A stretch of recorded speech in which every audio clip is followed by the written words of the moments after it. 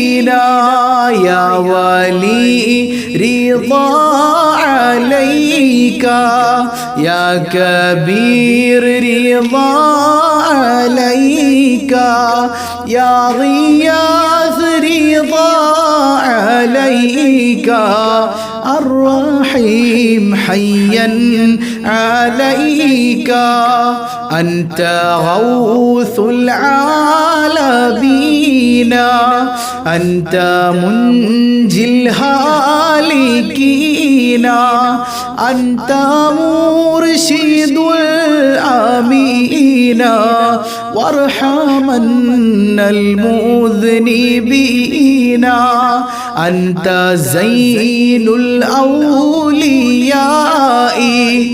أنت حب الأنبياء كنت قطب الأصفياء جد لنا فوزا قامينا يا ولي رضا عليك يا كبير رضا عليك يا غياث رضا عليك الرحيم حيا عليك. അല്ലാഹു അടുത്ത മദദ് നൽകി നമ്മെ അനുഗ്രഹിക്കുമാറാകട്ടെ ഇൻഷാ അല്ലാഹ്. നമുക്ക് ഈ പരിശുദ്ധമായ രാത്രിയിൽ അല്പം അസ്മാഉൽ ഹുസ്ന ചൊല്ലണം. വേണ്ടേ? നിങ്ങൾ എന്ത് ചോദിച്ചാലും അസ്മാഉൽ ഹുസ്ന കൊണ്ട് ചോദിക്കണേ, നിങ്ങൾക്കത് ലഭിക്കുമെന്ന് പരിശുദ്ധ ഖുർആനും ഹബീബായ സയ്യിദുനാ റസൂലുള്ളാഹ് സ്വല്ലല്ലാഹു അലൈഹി വസല്ലമ തങ്ങളും പഠിപ്പിച്ചതല്ലേ. എന്ത് ചോദിച്ചാലും അല്ലാഹുവിന്റെ വിശിഷ്ടമായ നാമങ്ങൾ കൊണ്ട് ചോദിക്കണേ, അല്ലാഹ് തരും, ഉറപ്പാണ്. അപ്പോൾ മനസ്സറിഞ്ഞുകൊണ്ട് അല്പം അസ്മാഉൽ ഹുസ്ന നമുക്കൊന്ന് ചൊല്ലാം. يا الله يا رحمن يا الله يا رحيم يا الله يا ملك يا الله يا قدوس يا الله يا سلام يا الله يا مؤمن يا الله يا مهيمن يا الله يا عزيز يا الله يا جبار يا الله يا متكبر يا الله يا خالق يا الله يا بارئ يا الله يا مصور يا الله يا غفار يا الله يا قهار يا الله يا وهاب يا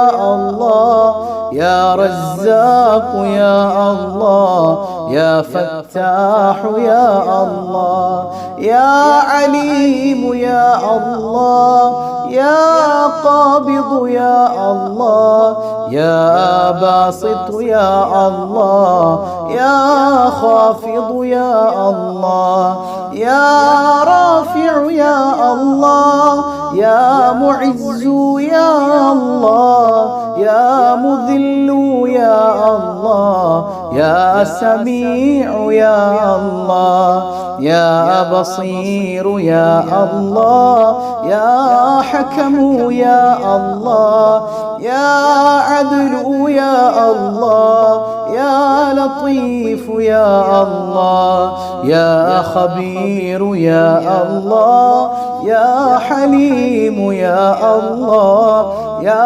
عظيم يا الله يا غفور يا الله يا شكور يا الله يا علي يا الله يا كبير يا الله يا حفيظ يا الله يا مقيت يا الله يا حسيب يا الله يا جليل يا الله يا كريم يا الله يا رقيب يا الله يا مجيب يا الله يا واسع يا الله يا حكيم يا الله يا ودود يا الله يا مجيد يا الله يا باعث يا الله يا شهيد يا الله يا حق يا الله يا وكيل يا الله يا قوي يا الله يا متين يا الله يا ولي يا الله يا حميد يا الله يا محصي يا الله يا مبدئ يا الله يا معيد يا الله يا محيي يا الله يا مميت يا الله يا حي يا الله يا قيوم يا الله يا واجد يا الله يا ماجد يا الله يا واحد يا الله يا أحد يا الله يا صمد يا الله يا قادر يا الله يا مقتدر يا الله يا مقدم يا الله يا مؤخر يا الله يا أول يا الله يا آخر يا الله يا ظاهر يا الله يا باطن يا الله يا والي يا الله يا متعالي يا الله يا بر يا الله يا تواب يا الله يا منتقم يا الله يا عفو يا الله يا رؤوف يا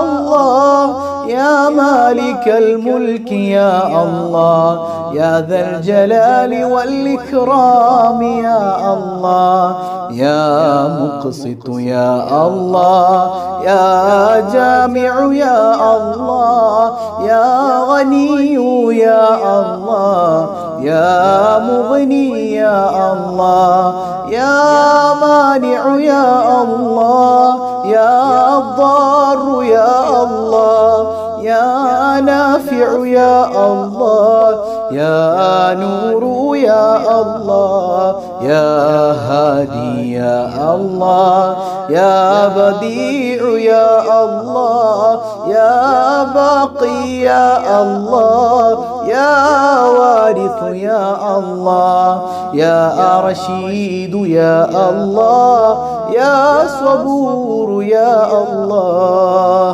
الذي لم يلد ولم يولد ولم يكن له كفوا أحد.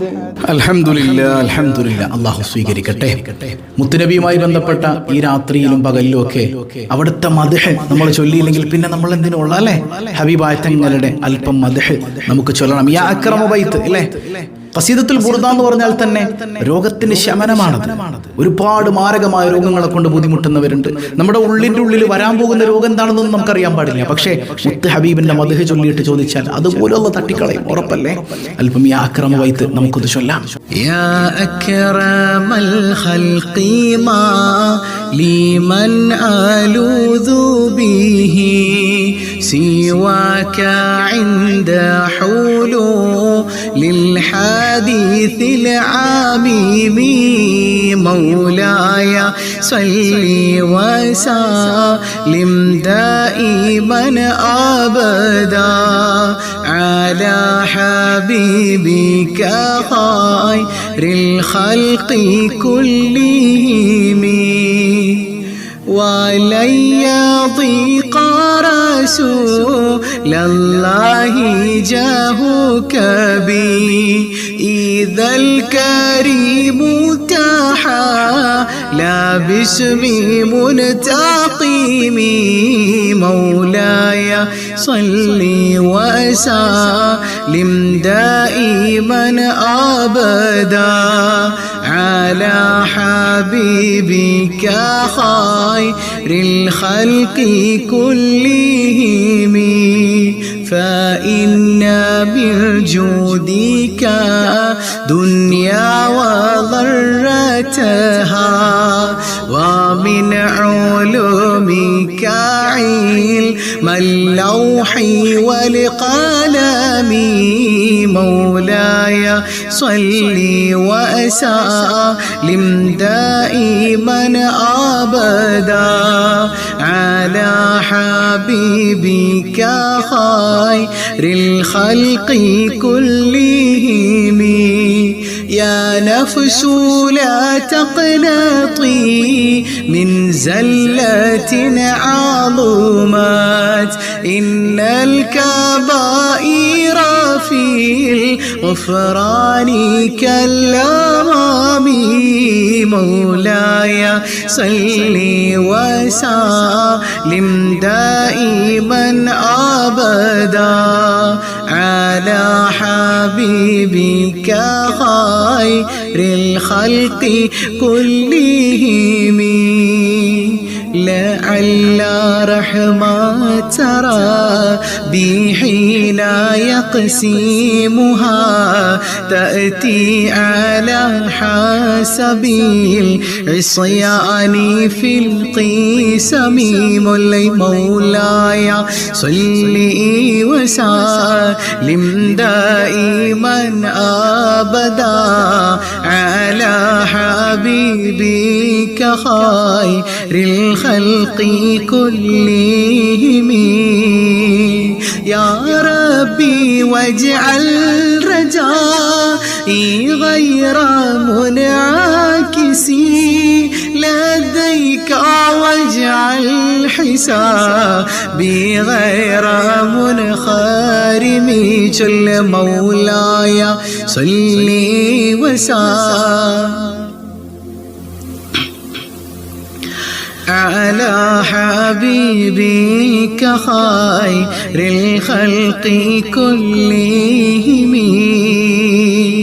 والتف بعبدك في دارين إن له صبرا متى تدعو الأهوال ينهزم مولاي صل وسلم دائما أبدا على حبيبك خير الخلق كلهم وأذن لصحبي صلاة منك دائمة على النبي بمنهل ومنسجم مولاي صل وسلم دائما أبدا على حبيبك خير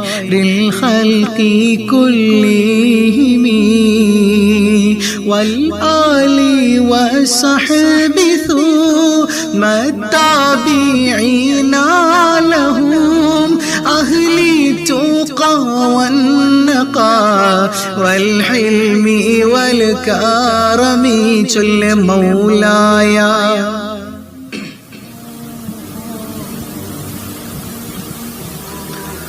على حبيبك خير الخلق كلهم ما رنحت عذابات الباني ريح صابا وأطرب العساح بالعيسي بالنعم مولاي صل وسلم دائما أبدا على حبيبك خير الخلق كلهم ثم الرضا عن أبي بكر وعن عمر وعن علي وعن عثمان ذي الكرم مولاي صل وسلم دائما أبدا على حبيبك حبيبي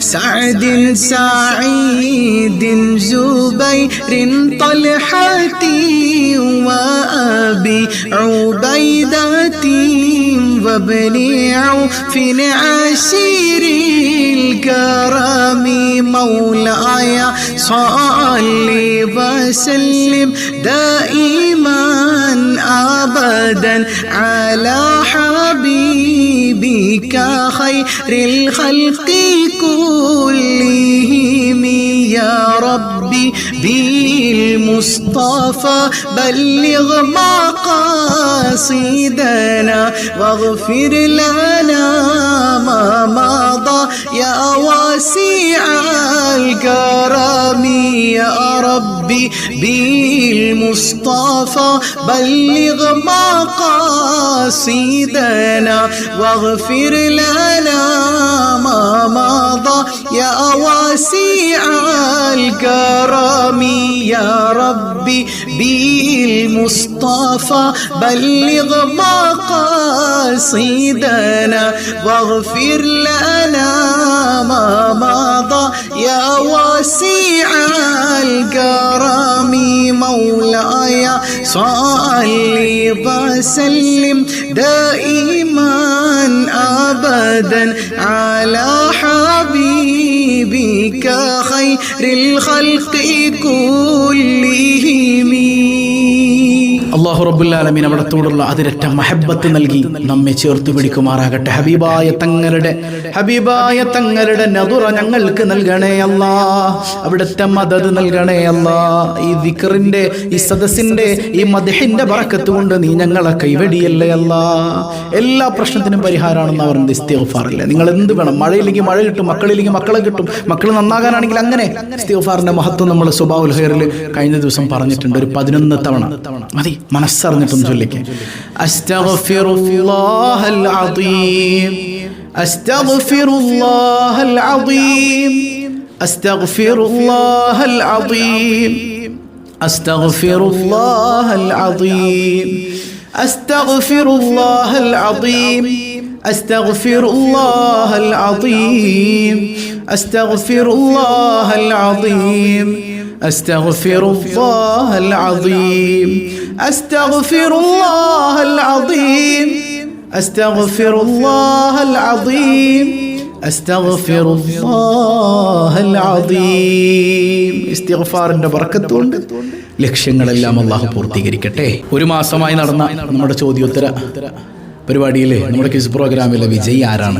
ഒരുപാട് ആളുകൾ വിജയികളാണ്, ഒന്നും രണ്ടൊന്നുമല്ല, ഒരുപാട് ആളുകൾ വിജയികളായി വന്നിട്ടുണ്ട്. അപ്പം അതിൽ നിന്ന് നമ്മൾ നറുക്കെടുപ്പിലൂടെ ഒരാൾ നമുക്ക് തീരുമാനിക്കാം ആരാണ് വിജയി എന്നുള്ളത്. ഇൻഷാ അല്ലാഹ് നമ്മുടെ അഡ്മിൻസ് ഉടനെ നമ്മൾ അറിയിക്കും ആരാണെന്ന് നമുക്ക് നോക്കാം. 11,000 രൂപ ആർക്കാണ് സമ്മാനമായിട്ട് ലഭിക്കുന്നത്. ഇതിപ്പോൾ നിർത്തല്ല, ഇൻഷാ അല്ലാഹ് നാളെ ഈ ചോദ്യങ്ങൾ ചിലപ്പോൾ ഉണ്ടാവും. പിന്നെ അവിടെ മുതൽ നമ്മൾ ഇൻഷാ അല്ലാഹ് എല്ലാ ആഴ്ച 1000 രൂപ വെച്ച്, ഇല്ല നിങ്ങൾ പറയുകയാണെങ്കിൽ 11,000 രൂപ വെച്ച് എല്ലാ മാസം അങ്ങനെ മതി, എങ്ങനെ വേണമെങ്കിലും നമുക്ക് ഇൻഷാ അല്ലാഹ് പ്ലാൻ ചെയ്യാം. ആഴ്ചയിൽ 1000 വെച്ച് വേണം, അല്ലെങ്കിൽ മൊത്തത്തിൽ അങ്ങനെ വേണം, അല്ലെങ്കിൽ എമൗണ്ട് കൂട്ടണം, നിങ്ങളുടെ താല്പര്യം. ഇൻഷാ അല്ലാഹ് അല്ലാഹു ഭംഗിയായതൊക്കെ കൊണ്ടുപോകാൻ നമുക്ക് തൗഫീക്ക് നൽകട്ടെ. വിജയ് റെഡിയായോ? സ്പീഡാക്കി. മാഷാ അല്ലാഹ് മാഷാ അല്ലാഹ്. റജീല അൻവർ എന്ന് പറയുന്ന സഹോദരിയാണ് ഈ മാസത്തെ വിജയി. കൺഗ്രാജുലേഷൻ. അല്ലാഹു ഖൈറും ബറക്കത്തും നൽകുമാറാകട്ടെ. അപ്പോൾ റജീല എന്ന് പറയുന്ന സഹോദരിയോട് പറയാനുള്ളത്, നിങ്ങൾ ഒരു കമൻറ്റ് ഇൻഷാ അല്ലാഹ് നിങ്ങളുടെ നമ്പർ എന്ന് വെച്ചാൽ ഗൂഗിൾ പേ ID മതി കേട്ടോ, ഫോൺ നമ്പർ വേണ്ട. അത് പ്രത്യേകിച്ച് സ്ത്രീകളുടെ ഫോൺ നമ്പർ ആരും തന്നെ നിങ്ങൾ എവിടെയും മെൻഷൻ ചെയ്യാൻ പാടില്ല, അതൊക്കെ വലിയ പ്രശ്നങ്ങളാണ്. പ്രത്യേകിച്ച് യൂട്യൂബൊക്കെ സോഷ്യൽ മീഡിയ പ്ലാറ്റ്ഫോമാണ്, അപ്പോൾ പലരുടെയും കയ്യിലേക്ക് നമ്പർ എത്തിപ്പെട്ടു പോകും.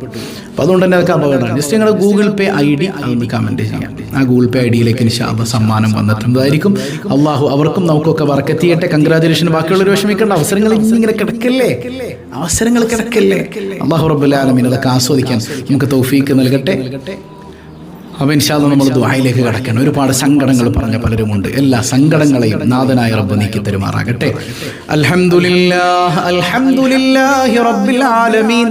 അല്ലാഹുമ്മ സ്വല്ലി അലാ സയ്യിദിനാ മുഹമ്മദിൻ വഅലാ ആലി സയ്യിദിനാ വ മൗലാനാ മുഹമ്മദ്. അർഹമുർ റഹീമായ കരുണക്കടലായ റബ്ബേ, ഈ സദസ്സ് നീ സ്വീകരിക്കണേ അല്ലാ. ഇതിന്റെ മിസ്ല് സവാബ് ഹബീബായ സയ്യിദുനാ റസൂലുള്ളാഹ് സ്വല്ലല്ലാഹു അലൈഹി വസല്ലമ തങ്ങളിലേക്ക് എത്തിക്കണേ അല്ലാ. അവിടുത്തെ മദദ് നൽകണേ അല്ലാ, നുസ്റ നൽകണേ അല്ലാ, ഹബീബിന്റെ തിരുനോട്ടം നൽകണേ അല്ലാ, നിന്റെ ഔലിയാക്കളുടെ മസാറുകളിലേക്ക് എത്തിക്കണേ അല്ലാ. മഹാനായ സയ്യിദി അഹ്മദുൽ കബീർ റിഫാഇ റളിയല്ലാഹു അൻഹുവിന്റെ ആണ്ടിന്റെ മാസമായ ഈ പരിശുദ്ധ മാസത്തിൽ, ഈ പരിശുദ്ധ രാവിൽ ഞങ്ങൾ ഉയർത്തുന്ന കരങ്ങളെ നീ ഖായിബാക്കല്ലേ അല്ലാ. ആ മഹത്തുക്കളുടെ ബറക്കത്ത് കൊണ്ട് സ്വീകരിക്കണേ അല്ലാ. എത്ര സങ്കടങ്ങളാണ് കൽബിലുള്ളത്, എല്ലാ സങ്കടങ്ങളും അറിയുന്ന റബ്ബേ, എല്ലാ സങ്കടങ്ങളും നീ അകറ്റണേ അല്ലാ. ഞങ്ങളുടെ കുടുംബങ്ങളിൽ സമാധാനം നൽകണേ അല്ലാ, ഐക്യം നൽകണേ അല്ലാ, ഛിദ്രതകളിൽ നിന്ന് കാവലേകണേ അല്ലാ, പരസ്പര സ്നേഹവും വിശ്വാസവും നൽകണേ അല്ലാ, ഹറാമുകളിൽ പെട്ടുപോകുന്ന അവസ്ഥകളിൽ നിന്ന് കാവലേകണേ അല്ലാ, നീ കാവലേകണേ അല്ലാ. അർഹമുർ-റഹീമായ കരുണക്കടലായ കരുണാവാരിധിയായ റബ്ബേ, ഈ സദസ്സിലേക്ക് ഹദിയകൾ ചെയ്ത പല ആളുകളുമുണ്ട്. പാവപ്പെട്ട സഹോദരങ്ങളെ ചേർത്ത് പിടിക്കുന്നതിലേക്ക്, ചാരിറ്റിയിലേക്ക് ഹദിയ ചെയ്തവർ, യാ റബ്ബന അവരെ നീ കൈവെടിയല്ലേ അല്ലാ. അവർ നൽകിയത് ചെറിയ സഹായങ്ങളാണെങ്കിലും അവരെ സംബന്ധിച്ചിടത്തോളം കയ്യിലില്ലാത്തത് കൊണ്ടാണ്. പക്ഷേ അവരുടെ കൽബിൽ വലിപ്പമുണ്ടല്ലോ അല്ലാ, കൽബിന്റെ വിശാലതയുണ്ടല്ലോ അല്ലാ. നീ അവർക്ക് വർദ്ധിപ്പിച്ചു കൊടുക്കണേ തമ്പുരാനെ, നീ വർദ്ധിപ്പിച്ചു കൊടുക്കണേ അല്ലാ. നൽകിയതിന്റെ 100 ഇരട്ടിയും 1000 ഇരട്ടിയും എത്രയോ കണക്കില്ലാതെയും കൊടുക്കാൻ കഴിയുന്ന തമ്പുരാനെ, നീ നൽകണേ അല്ലാ, നീ നൽകണേ അല്ലാ. പ്രയാസങ്ങൾ അനുഭവിക്കുന്നവരുടെ കണ്ണീരൊപ്പാൻ വേണ്ടി നൽകിയവരുടെ കണ്ണുനീർ നീ തുടയ്ക്കണേ അല്ലാ, നീ തുടയ്ക്കണേ അല്ലാ. റഹമുർ-റഹീമായ കരുണാവാരിധിയായ റബ്ബേ, ഈ സദസ്സ് നീ ചേർത്തു പിടിക്കണേ അല്ലാ, നീ കൈവെടിയല്ല റഹ്മാനെ. ഞങ്ങളുടെ കൽബിലുള്ള വ്യതകൾ അറിയുന്ന റബ്ബേ, എല്ലാ മുറാദുകളും ഹാസുലാക്കണേ അല്ലാ, എല്ലാ മുറാദുകളും നീ ഹാസുലാക്കണേ അല്ലാ. സങ്കടങ്ങൾ അകറ്റണേ അല്ലാ, മക്കളെ നന്നാക്കണേ അല്ലാ, മാതാപിതാക്കളോട് അദബുള്ളവരാക്കണേ അല്ലാ. ഉമ്മാടെ നെഞ്ചിന് നേരെ കാലുയർത്തുന്ന സന്താനങ്ങളാക്കല്ലേ അല്ലാ. മക്കളില്ലാതെ വേദനിക്കുന്നവരുണ്ട്, എത്രയോ ഹോസ്പിറ്റലുകളിൽ കയറിയിറങ്ങിയ സഹോദരങ്ങളുണ്ട്. യാ റബ്ബനാ, നിനക്കിതെല്ലാം നിസ്സാരമാണല്ലോ അല്ലാ. നീ നല്ല സ്വാലിഹീങ്ങളായ സന്താനങ്ങളെ കൊടുക്കണേ അല്ലാ. ഒരുപാട് കുട്ടികൾ എക്സാമുകൾ എഴുതുന്നുണ്ട്, എല്ലാവർക്കും ഉന്നത വിജയം നൽകണേ അല്ലാ. ഓർമ്മശക്തിയും ബുദ്ധിശക്തിയും നൽകണേ അല്ലാ. കുടുംബത്തിൽ സമാധാനം നൽകണേ അല്ലാ. സിഹറുകൾ കണ്ണേറുകൾ ബാത്തുലാക്കണേ അല്ലാ. എല്ലാ പൈശാചികതകളിൽ നിന്നും മോചനം നൽകണേ അല്ലാ. ഞങ്ങളുടെ ജോലിയിൽ ബറക്കത്ത് ചെയ്യണേ അല്ലാ. ജോലിയില്ലാത്തവർക്ക് ഹൈറായ തൊഴിൽ നൽകണേ അല്ലാ. പ്രവാസികളുണ്ട്, ബറക്കത്ത് ചൊരിയണേ അല്ലാ. കടങ്ങളെല്ലാം നീ ഏറ്റെടുക്കണേ അല്ലാ. കടബാധ്യതകളിൽ പെട്ടുപോയവരുണ്ട്, നീ നിന്റെ ഖജനാവ് എത്ര വിശാലമാണല്ലോ തമ്പുരാനെ, കടങ്ങളെല്ലാം നീ ഏറ്റെടുക്കണേ അല്ലാ. റഹമുർ-റഹീമായ കരുണക്കടലായ കരുണാവാരിധിയായ അല്ലാ, നിന്നിലേക്കല്ലാതെ ആരിലേക്ക് കൈ ഉയർത്താനാണ് അല്ലാ. നിന്റെ ഔലിയാക്കളല്ലാതെ വസീലയില്ല അല്ലാ. യാ റബ്ബനാ, യാ റബ്ബനാ, ഈ സദസ്സിന്റെ ബറക്കത്ത് കൊണ്ട്, നിന്റെ ഔലിയാക്കളുടെ ബറക്കത്ത് കൊണ്ട് നീ ഞങ്ങളെ കബൂൽ ചെയ്യണേ റഹ്മാനേ. വീടില്ലാത്തവർക്ക് ഹൈറായ ഭവനം നൽകണേ അല്ലാ. നിർമ്മാണത്തിലിരിക്കുന്നത് എളുപ്പത്തിൽ പൂർത്തീകരിക്കാൻ തൗഫീക്ക് നൽകണേ അല്ലാ.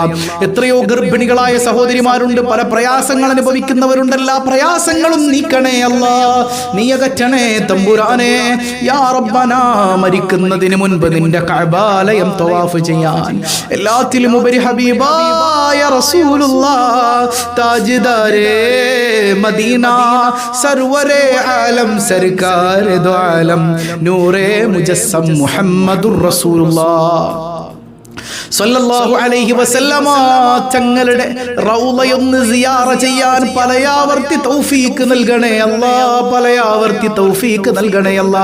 ഞങ്ങളെയും ഞങ്ങളിൽ നിന്ന് വിട പറഞ്ഞവരെയും പ്രത്യേകിച്ച് നിന്റെ ഹബീബായ റസൂലുള്ളാഹ് സല്ലല്ലാഹു അലൈഹി വസല്ലമ തങ്ങളോടൊപ്പം നീ ഒരുമിപ്പിക്കണേ അല്ലാ. മരണപ്പെട്ട മാതാപിതാക്കളുണ്ട്, ബന്ധുമിത്രാദികളുണ്ട്, ഇണകൾ, സന്താനങ്ങൾ പലരും ഇന്ന് ഖബറിലാണ്. എന്താണ് ഖബറിലെ അവസ്ഥ എന്ന് ഞങ്ങൾക്കറിയില്ല റബ്ബേ, സലാമത്ത് നൽകണേ അല്ലാ, സലാമത്ത് നൽകണേ അല്ലാ. ഞങ്ങളുടെ സ്വബാഹുൽ ഖൈർ കുടുംബത്തിലെ ഓരോരുത്തരെയും നീ ചേർത്ത് പിടിക്കണേ അല്ലാ. നീ കൈവടിയല്ല തമ്പുരാനെ. ദുആ കൊണ്ട് വസിയ്യത്ത് ചെയ്ത ആരെല്ലാം ഉണ്ടോ, ഞാൻ മറന്നാലും നിനക്ക് മറവിയില്ലല്ലോ അല്ലാ.